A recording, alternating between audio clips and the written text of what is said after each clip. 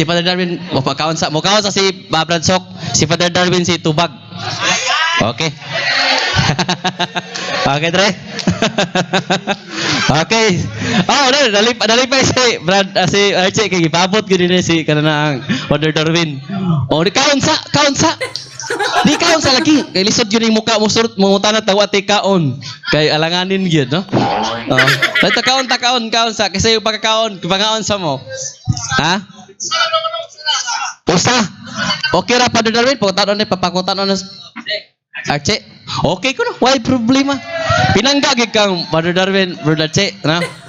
Ay ganun, Brother Archie kay kan mahagbong gid kadagayan yung pagkaon. Kaon mo ta saktong oras kay lisod di. Okay, so mayong gabi sa tanan no. So karon nanaragid si Father Darwin nga mapangutanan ako. Sige na may kita niya pero wala lang siya ka bantay sa kuwapod. Karon akong pangutana. Nagbasa kog Biblia, Padre. Akong tuhop sa akong kasing-kasing ang iyang napulo kasugo. Sa dihang nadiskubrihan ako, pag adto nako sa simbahan sa Panglao, diha sa katedral, nawa ang ikaduhang sugo, diha sa Biblia. Nga nagingon, ayaw pagbuhat og larawan no Diyos, ni bisan unsang dagway sa larawan sa tawo, ilalom sa tubig, ibabaw sa langit, og dinhi sa yuta. Ayaw pagyukbo ni bisan unsang Diyos, kay ako ang Ginoo nga inyong Diyos nga bubuan. Og silutan ko kantong nagbuhat ni lakip sa ikatulo ikaupat nga kaliwatan. Taas kayo apan nganong gikuha og dili man mabasahan, Padre, diha sa tukaran, diha sa simbahan. Dili ba kini mo'y rason mga igsoon nga ang ato mga katiguangan tungod kay gikuha ang balaang kasuguan sa Ginoo, sila na nagluhod tungod kay wala na mabasa? Mao na akong pangutana, Padre. Nganong gikuha ninyo o giangkon pagina ninyo nga inyong gilangkat ang maong ikaduhang sugo?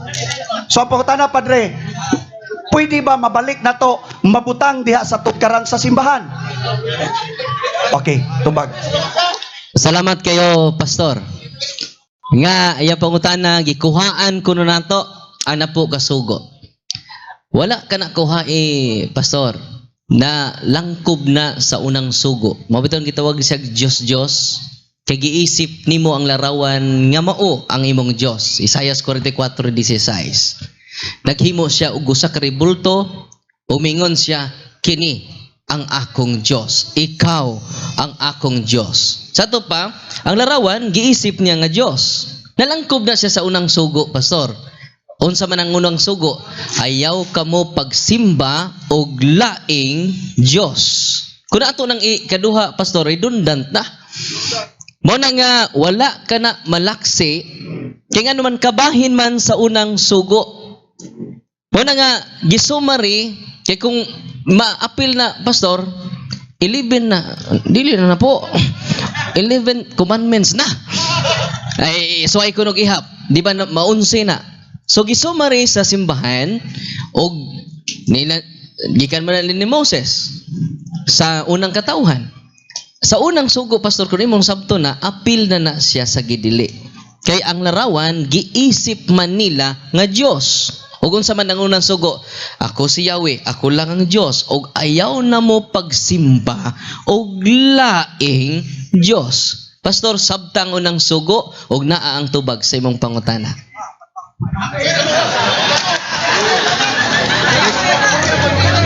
Sige, follow up. Okay, follow up. So mo lagi kayo nag-action to explain ang mga tao singgit magod. Like so no. So mo tay gingon ni Padre Darwin nga matud pa niya nga ang unang sugo o ikaduhang sugo same ra.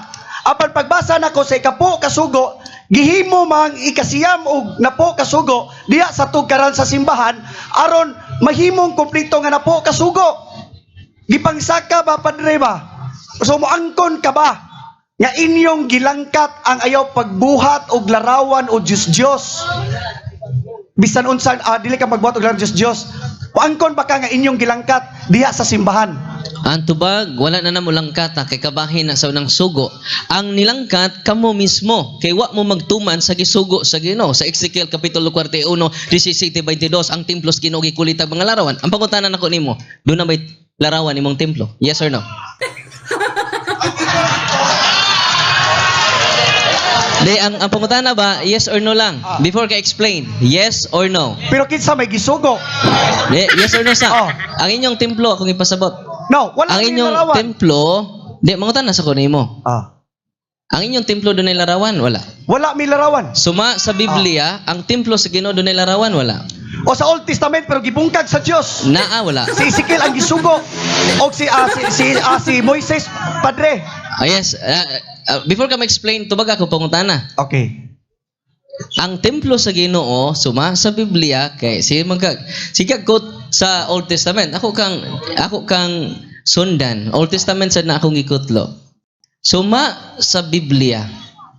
Anis ka tubag, yes or no akong gustong maabot mo niya explain ka man. Ang templo sa Ginoo dunay larawan wala. Kani adto gibuhatan og Kadisa. Okay. Yes or no? Okay, yes na. Very good. Okay. Okay, so inka follow up. Mao na siya diha. Ingon follow up. Sige lang. Sila, follow up ko. Di ba yung kag motubag kog yes. Yes, tinuod.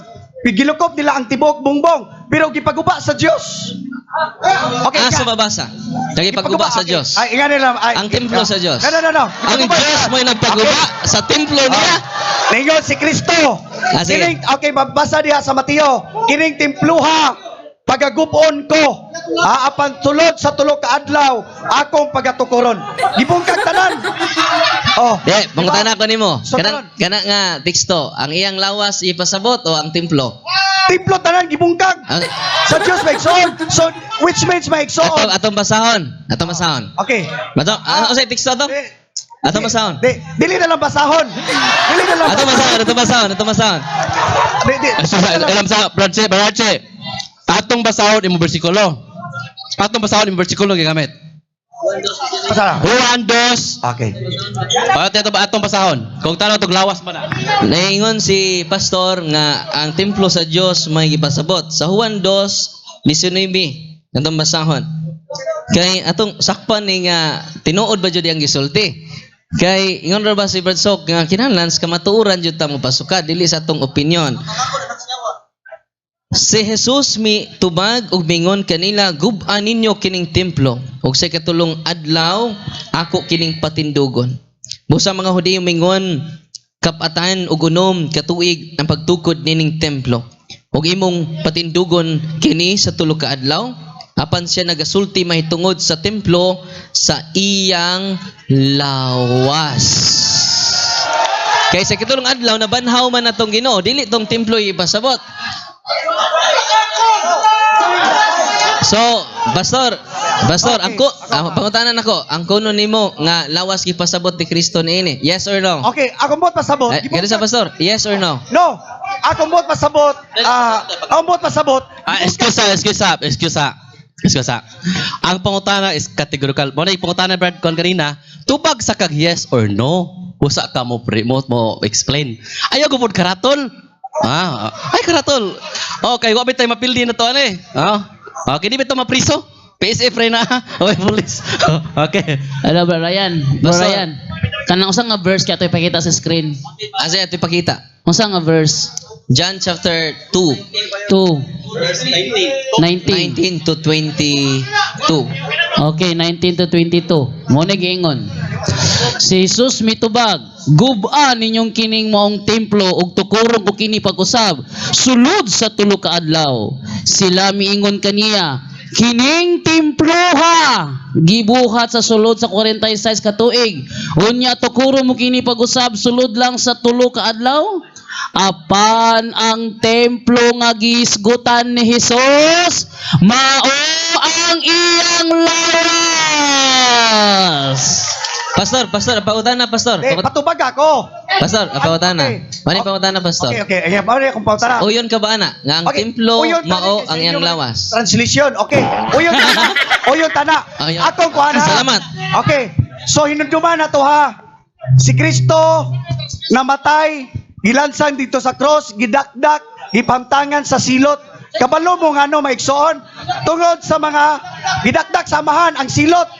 Kaya nga naman, okay, pangutana ko. Karon ha, sa Deuteronomy 27:15, tinunglo ang tawo nga nagabuhat sa ribulto og sa larawan.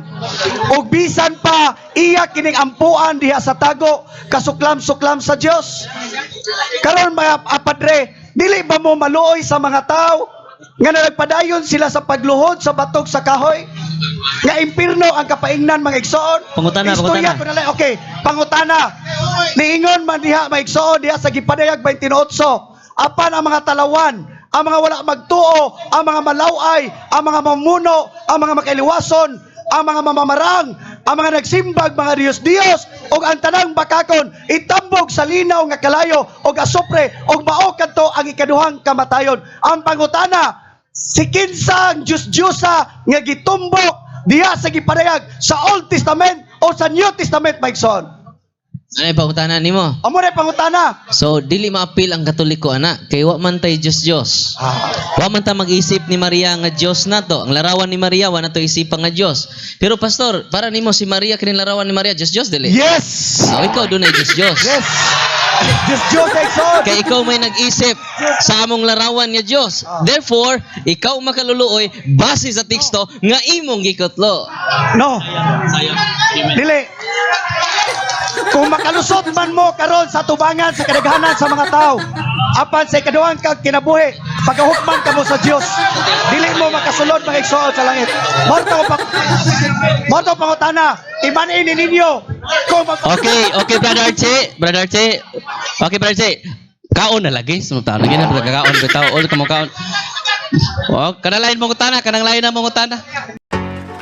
Anyone can claim the statement of the Bible because we can do a private interpretation.